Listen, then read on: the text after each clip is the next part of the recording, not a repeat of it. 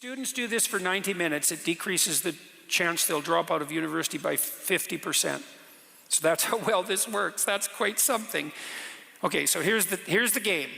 So it's not an easy game, but you can do it badly and it'll still work. So that's a good game. So the first part of the game is give yourself the benefit of the doubt for the purposes of the game. Imagine that the universe would not grind cataclysmically to a halt if something as horrible and wretched as you had an okay time. So it's hard for people to grasp that because, you know, you might think of people as selfish and self-centered and out for themselves, all of that. Most people aren't like that. There's about 4% of people who are like that, and like look the hell out for them. And they're online trolls, by and large. And the clinical evidence for that's very clear, by the way. And it's pretty much them and not you if you're in interaction with them. It's all about them. But most people are the opposite of that. Most people are better to other people than they are to themselves. You know, most people are harder on themselves than they are on anyone else. And, you know, there's something admirable about that because it means to some degree that you're looking out for other people. But there's something that's not admirable about it because it means that you're not treating yourself with the respect that someone with your intrinsic worth must have to flourish.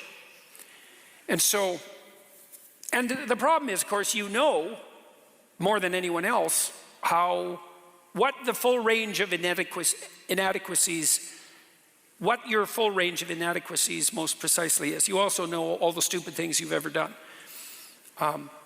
And that's a heavy burden, and it's hard to look at yourself, knowing what you know about yourself, and then think that you deserve anything other than suffering for your sins. And so it's really hard for people to treat themselves like they would.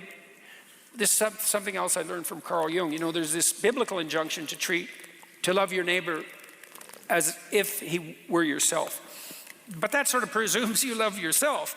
Most people are better at loving their neighbors. But it's actually an equation, that rule. It's like, so the first part of the equation is, you should act out the proposition that it's incumbent upon you to strive to put your life together so the best possible thing could happen to you. You should strive to take care of yourself as if you're taking care of someone you love. That's hard because you know you're trouble. So that's the first part of the game, is you have to play. It's like, okay, let's admit for a second that it wouldn't be the end of the world if I wasn't being roasted over a slow fire all the time for my iniquities. I'll give myself a break, okay? Now, so that's the first. That's hard. You got to think that through. You know, you got to open yourself up to the possibility that the earth wouldn't crack open and swallow you up if you dared to imagine that things maybe could go okay for you if you did the right thing. And then the next thing you do is you got to ask yourself a question. Ask yourself, whatever that means. It's like, how can you ask yourself and get the answer if you don't know the answer? And why do you have to ask the question if you could come up with the answer? So you're not really asking yourself, whatever that means. I don't even know what that means. I thought it up. Well, how? Well, how do you think things up? You don't know. Thoughts just appear in the theater of your imagination. They just spring out of the void. And there they are. And you might think, well, I thought that up. It's like, oh, have it your way. But it's not an explanation. It's a theory. It's a dream that it's you. So imagine you ask yourself a question. Now, the first thing you're doing is admitting that there's something you don't know. So that's humility. There's something I don't know that I need to know, that I could learn if I was willing to learn.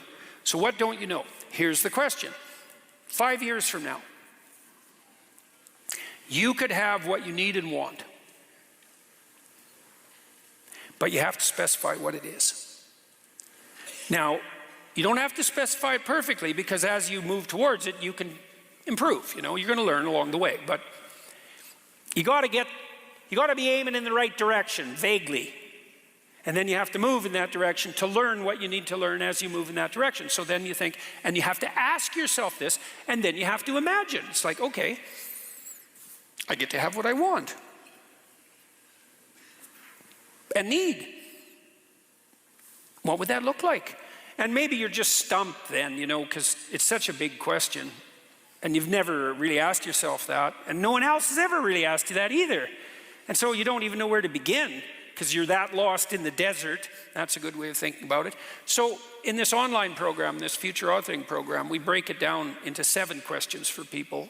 My clients used to come to me, my students too, and say, well, I don't really know what to do. What should I do? And my answer was, I don't know what the hell you should do. It's like, you're you. I'm not here to affirm your identity or to deny it. I'm here to help you figure out the pathway forward. But if you don't know what to do, well, here's some guidelines. Don't just do nothing, because you can't. If you do nothing, you'll just get old, and that's something. So there's no doing nothing. So you should do something. What? Well, why don't you do what other people do if you don't know what to do? You start with that. So what other people do? Where do people find meaning in their lives? Well, here's a bunch of different domains. Most people want an intimate relationship. And if you don't, well, you got to ask yourself, what the hell's going on? You know, are you bitter, resentful, cynical, terrified, betrayed, hurt, traumatized? Or you might be a misanthrope, and you're one of those people who's extremely introverted. Maybe you're extremely introverted and creative, and you just want to go the hell out in the woods and not see anyone and do your creative thing. And it's like, okay, you're 1 in a million. You get a pass. But for most people, that's just complete bloody rubbish. And so people want to have an intimate relationship. Okay, so you admit that, and then you think, well, if I could have that relationship and it was the one I wanted, what would it look like? You know, and that can get very detailed. How would your family conduct itself if you were sitting around the dinner table? You know, it's like a Norman Rockwell painting, you know, that famous painting of Thanksgiving. It's like if you could have, or maybe you're just having an intimate candlelight dinner with your wife or your husband, and you get to have it, and it works. Well, what does it look like? Who are you? How are you dressed? How are you conducting yourself? What are you talking about? Who could you be if you could have what you wanted? Well, you can imagine, and your imagination will provide you with an answer.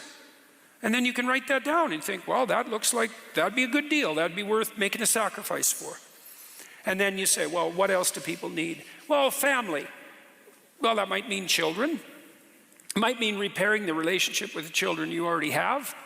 Might mean your parents, if you're fortunate enough to still have them, or unlucky enough, depending on the parents. And maybe you should fix that relationship, you know? And how do you fix it? Well, you try to find out what you can be grateful about that your parents delivered to you. And then everything left over, you see if you can work it out with them. And then you think, well, if I had a relationship with my father that I would want to have, what would that look like? And then there you go, you got some work to do right there.